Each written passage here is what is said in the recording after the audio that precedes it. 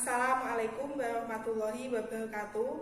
Perkenalkan, nama saya Isma Hoyaina, mahasiswa Pendidikan Bahasa dan Sastra Indonesia, Fakultas Keguruan dan Ilmu Pendidikan Universitas Islam Sultan Agung Semarang.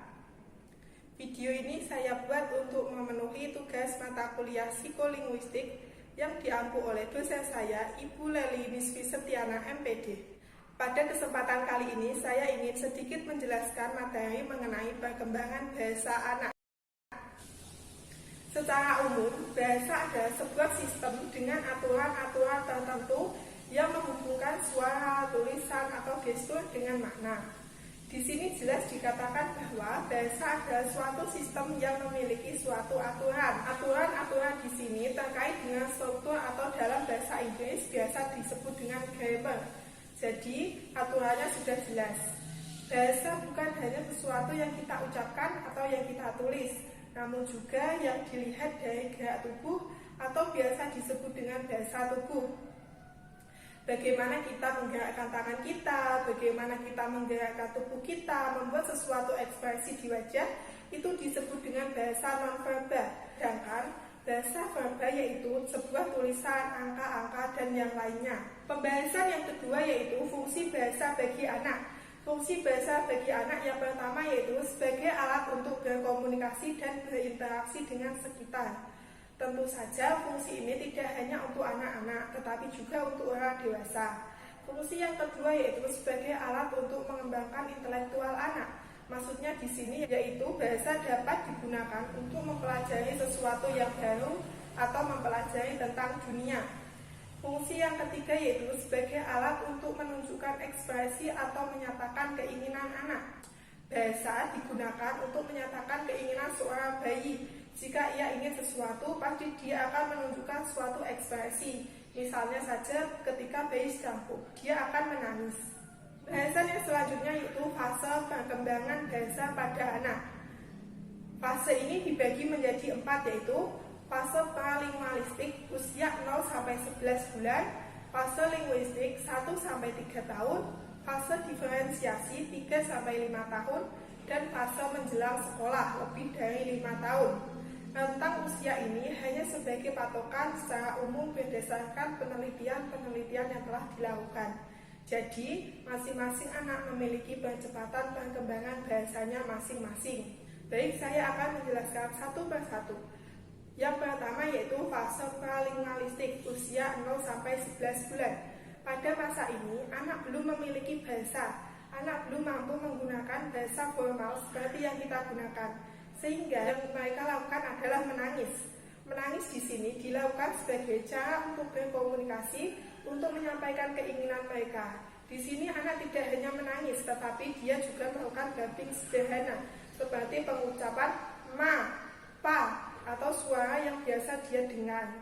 Yang kedua yaitu fase linguistik, usia 1-3 tahun. Pada fase ini ada 3 tahap fase pembentukan kata yang mampu diucapkan oleh anak. Fase yang pertama yaitu pengucapan satu kata seperti mama, papa, mam. Fase yang kedua yaitu pengucapan 2 kata seperti main bola, mam lagi, mama, papa, mau susu. Dan fase yang ketiga yaitu pengucapan 3 kata seperti aku suka susu. Fase yang selanjutnya yaitu fase diferensiasi usia 3-5 tahun. Pada fase ini, keterampilan anak melakukan diferensiasi dalam penggunaan kata dan kalimat. Di sini, pembendaharaan kata sedikit demi sedikit semakin berkembang karena seringnya interaksi dengan orang dewasa. Hal ini ditandai dengan penggunaan kata depan, kata ganti, dan kata kerja bantu. Pada fase ini, dia sudah mampu membedakan mana kata benda, mana kata sifat, dan mana kata kerja. Sehingga dia mulai menambahkan kata ganti atau kata bantu seperti adik mau bermain di depan, bukan hanya adik main depan.